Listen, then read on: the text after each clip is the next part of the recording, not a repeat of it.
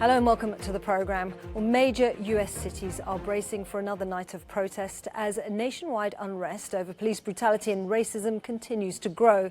For nearly a week, demonstrations over the death of George Floyd have been descending into violence. Floyd, an African-American man, died in Minneapolis last week after a police officer knelt on his neck for more than 8 minutes. That officer has since been charged with third-degree murder, but activists are demanding wider reform. Citywide curfews have been implemented and the National Guard has been deployed in 24 states. Daytime demonstrations have widely been peaceful, but looting, fires and violent clashes with riot police have been breaking out at night in most major cities. Well, despite 4 consecutive nights of violence on the streets of New York City, Mayor Bill de Blasio has not imposed a curfew, but he is considering it. De Blasio previously rejected calls for a curfew, but rampant looting and vandalism has forced a change in tack. This morning, businesses were cleaning up the aftermath of Sunday night's demonstrations. The mayor says that although most protests have been peaceful, the police will step in if laws are broken.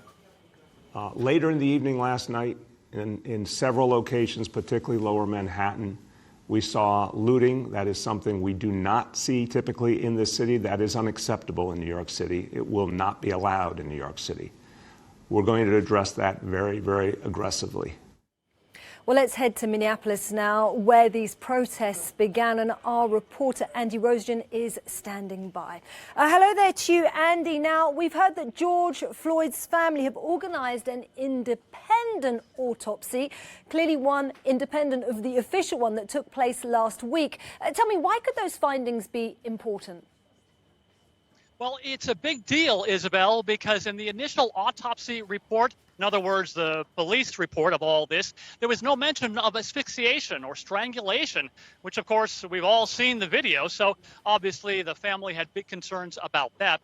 And in another move now, Isabel, the governor has granted the family's request to move the prosecution of this police officer from the county attorney here in Minneapolis over to the state attorney general, who happens to be black. The family had been demanding that, and in a highly unusual move now, the governor has granted their request. Isabel? Yeah, Andy, and I can see scenes of kind of destruction behind you that have occurred in some of the nights of protesting. But there's also been stories of communities coming together, haven't there? Yeah, in the daytime here, Isabel, it gives everyone a chance to kind of take a big, deep breath and exhale. And a few blocks from here, at the site where George Floyd was killed a week ago, now there are thousands of flowers that have popped up in a memorial to him. Now, this had been the scene of rowdy protests over the last few days, but now there are flowers everywhere here, as you can see, and people are handing out groceries to needy families around here who really need them because some grocery stores burned in the fire, so these desperate families have no place to get food. And really, this place has now become a very quiet, solemn place. Okay, just incredibly sad. I like to see the community pulling together to try and do something about it, but it's incredible sadness and anger that it happens and has happened for such a long time without people correcting it, I guess. I feel good because I'm here to support. I'm here to help the community. I'm sad that it happened, but I feel good to be here to help one another. Another note, Isabel, there were a number of arrests last night, about over 100 in fact, but a lot of the protesters willingly gave themselves up to be arrested. And police now say that they're finding incendiary devices planted around the city of Minneapolis, and they're pulling over cars with no license plates and finding guns and more incendiary devices inside them. So police say that besides all the spontaneous, peaceful protests that have broken out here, they're worried that there's a really coordinated effort to cause some serious trouble here in Minneapolis. Okay, well, Andy Rosen for us there. Thank you. And around the world, demonstrations have been taking place in solidarity with supporters of George Floyd in the US. And protesters are also calling on local authorities in their countries to act. Matthew in the Cube has more.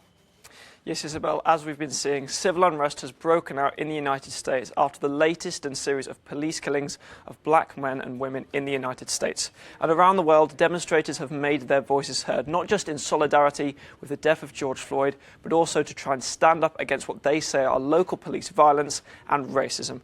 Now, one way we can analyse this is in the cube here with SnapMap. This is a tool developed by Snapchat where you can see live social media videos that people have uploaded from these demonstrations. This is the United States, and you can see across from west to east, the country has been littered with protests and demonstrations, people trying to make their voices heard.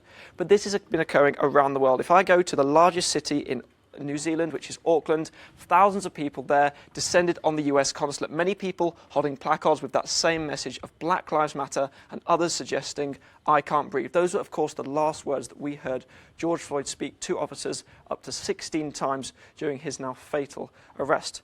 But this isn't just in New Zealand, we can also take this to Europe. For example, in Amsterdam, one of the largest cities in the centre of Europe, we go to Dam Square. Again, you see the same message there. People taking to the streets to make their voices heard, chanting in one of the largest squares in the centre of the city. Again, to Dublin, another city in Ireland which saw the similar protests. There again, people descending on the US embassy with similar placards. These scenes, you could copy and paste them across many capitals around Europe and indeed around the world. But also, interesting enough, this has a particular message. And even in Iran, which is a country that we have known in the past, they've been accused of clamping down on violent police action and indeed anti-government demonstrations. Well, the foreign minister of Iran has urged the US police not to clamp down in the same way that they have been accused of in the past. And indeed, the Foreign Minister, Jawad Zarif, said that it is long overdue now for the entire world to wage war against racism. And if I might finish, one other protest that we did notice, Isabel, in Rio de Janeiro in Brazil. Again, there are people saying that the communities within the favelas, they are the victims of racism and indeed police violence. These were the scenes, once again, just one of many demonstrations taking place around the world in solidarity with the death of George Floyd. Okay, global demonstrations. Matthew in the Cube, thank you.